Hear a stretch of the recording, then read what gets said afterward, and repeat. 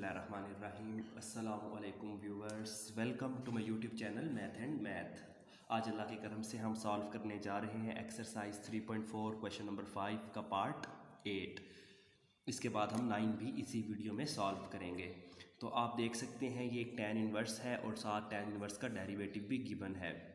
क्योंकि अगर हम tan इन्वर्स x को ले लेते हैं इक्वल है, लेट्स सपोज t के इक्वल ले लेते हैं, तो डेरिवेटिव लूँ अगर d लूँ किसका, tan इन्वर्स ऑफ x का, यहाँ पर भी dt आ जाएगा। tan इन्वर्स ऑफ x का डेरिवेटिव होता है 1/1 प्लस एक्स स्क्वायर और साथ आता है dx जबकि dt। इसका मतलब क्या हुआ, ये dx और 1 प्लस एक्स स्क्वायर जो सा है ये किसके इक्वल आ जाएगा, dt के इक्वल आ जाएगा। अगर tan इन्वर्स ऑफ x की जगह पर आप क्या पुट करते हैं, t। अगर tan इन्वर्स ऑफ x को आप t लिखते हैं, ठीक है, तो जो 1/1 प्लस एक्स स्क्वायर है ये किसके इक्वल आ जाएगा, dt के इक्वल आ जाएगा। तो यहाँ पर आ जाएगा e की पावर में m साथ t और फिर साथ dt। क्वेश्चन सिंप्लीफाई हो गया, dx/1 plus x square dt के इक्वल बन जाता है और tan इन्वर्स ऑफ x को t ले लेते हैं अगर, तो इसका e की पावर में कोई फंक्शन हो तो उसका इंटीग्रल होता है e की पावर में function divided by constant e की पावर mt। तो e की पावर mt का डेरिवेटिव होगा e की power mt divided by m plus c। t की वैल्यू थी tan इन्वर्स ऑफ x, वापस पुट कर देंगे t की जगह पर, तो ये आपके पास इंटीग्रल का आंसर आ जाएगा e की power m tan inverse of x divided by m plus c। तो यही आंसर है बुक के एंड पर। अब चलते हैं एक बहुत इंपॉर्टेंट क्वेश्चन जो क्वेश्चन नंबर 9 है उसकी तरफ, ठीक है, इसी के पार्ट क्वेश्चन नंबर 5 पार्ट 9 की तरफ।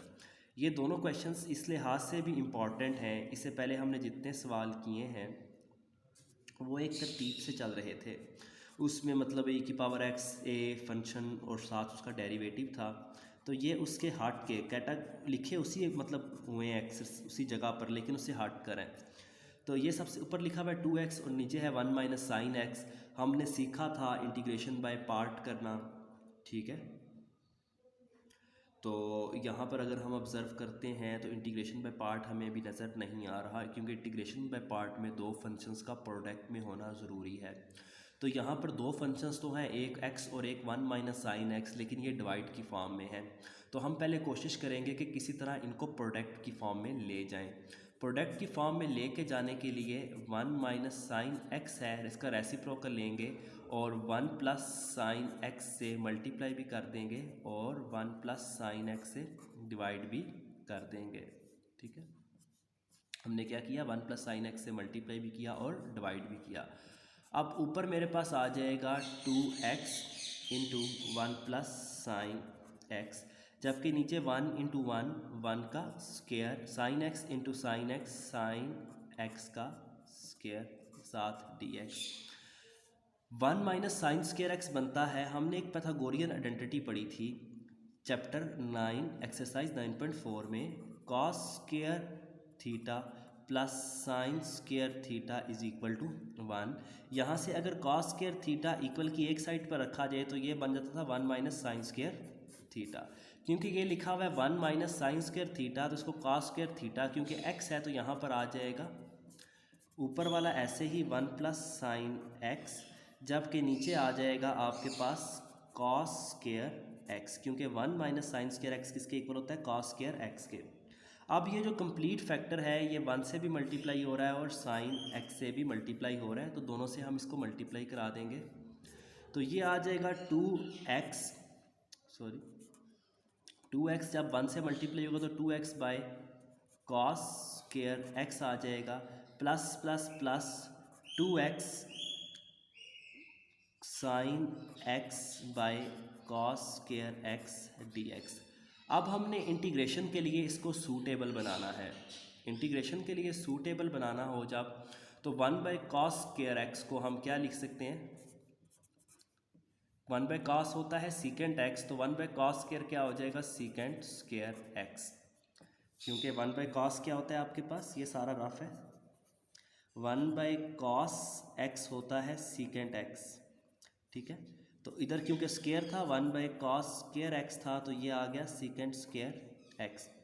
इसी तरह यहाँ पर साइन बाय कॉस को इस तरह हम लिख सकते हैं 1 बाय कॉस एक्स, 2 कॉस हैं और साथ sine x by cos x. 1 by cos क्या हो जाता है, सीकेंट एक्स होता है, जबकि sine by x by cos x क्या होता है, टेन एक्स। ठीक है, जगह कम थी इसलिए छोटा छोटा आ रहा है, एक्स आज लिखा ही नहीं जा रहा है इसमें।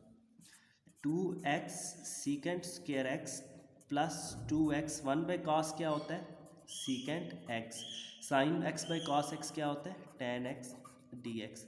तो हमारी जो कोशिश थी, पहली कोशिश ये थी कि फंक्शन क्योंकि डिवाइड की फॉर्म में है तो ये प्रोडक्ट की फॉर्म में आ जाए। प्रोडक्ट की फॉर्म में लाते लाते हमने एक चीज़ नोट की, यहाँ तक तो हम ले आए, लेकिन ये क्या हो गया कि सीकेंट स्क्वायर एक ऐसा फंक्शन बन गया जिसका इंटीग्रल डायरेक्ट पॉसिबल है और इजी है। इसी तरह सीकेंट एक्स टेन एक्स एक ऐसा फंक्शन बन चुका है जिसका डायरेक्ट इंटीग्रल पॉसिबल है। तो हमने जस्ट क्या करना है, इनको दोनों को अलग अलग कर देना है। 2x secant square x D x, इसके ऊपर इंटीग्रल अलग से, जबकि 2x secant x ten x के ऊपर इंटीग्रल अलग से आपने कैलकुलेट कर लेना है। अब ये इंटीग्रल कैसे आएगा देखते चलते हैं। ठीक है, सबसे पहले हमारे पास इधर इंटीग्रेशन बाय पार्ट लगेगी। फर्स्ट फंक्शन आई लेट के मुताबिक ILATE, तो अलजब्रिक जो x है वो फर्स्ट फंक्शन, जबकि secant square x second function होगा। First function as it is, 2 हम बाहर लिख लेंगे। First function as it is, integral किसका, सीकेंट स्क्वायर x का dx का, माइनस इंटीग्रल, अभी सिर्फ इसका ले रहे हैं, इसको u लेते हुए और इसको x को v लेते हुए, जबकि 2 कांस्टेंट है, इंटीग्रल से बाहर लिखते हुए। फर्स्ट फंक्शन ऐसे ही, सेकंड का integral minus integral of second function derivative of first function. ठीक है, और साथ आ जाएगा dx। इसी तरह ये 2 बाहर आ जाएगा, ये जो सारा है ये आपके पास u बन जाएगा, जबकि x क्या होगा, v बन जाएगा। तो एक बार दोबारा से इंटीग्रेशन बाय पार्ट लग जाएगी, प्लस 2 बाहर, फर्स्ट फंक्शन x यानी कि ऐसे ही integral secant x tan x dx। ठीक है, इसी तरह हमारे पास आगे आ जाएगा minus integral secant x tan x dx, और डेरिवेटिव किसका, x का, d by D x of x dx। dx by D x cut जाएगा। सीकेंट स्क्वायर का जो इंटीग्रल था, जब मैंने आपको फार्मूलास लिखवाए थे कि हम डिग्री 1 और डिग्री 2 के लिहाज से करते हैं, तो डिग्री 1 में ये मैंने आपको फार्मूला लिखवाया था, सीकेंट x टेन x का जो इंटीग्रल था वो था सीकेंट x। इसी तरह जो डिग्री 2 के फार्मूलास थे उसमें आपको मैंने लिखवाया था, ठीक है, कि ये इसके बैक साइड पर लिखा है, डिग्री 2 के फार्मूलास में लिखवाया था कि सीकेंट स्क्वायर x का जो इंटीग्रल है वो है टेन x। तो डिग्री 2 के फार्मूलाज में जब 3.2 हम कर रहे थे तो वहाँ पर सीकेंट स्क्वायर x का इंटीग्रल टेन x था, जबकि सीकेंट x टेन x का इंटीग्रल सीकेंट x था। तो ये दोनों के इंटीग्रल्स हमने फार्मूलाज याद किए हुए थे, ये जस्ट पुट कर देंगे यहाँ पर। तो क्या आ जाएगा, 2x सीकेंट स्क्वायर x का इंटीग्रल है ten x minus integral ten x dx। ठीक है, इसी तरह सीकेंट x टेन x का इंटीग्रल था x के बाद secant x minus integral secant x और dx आ जाएगा।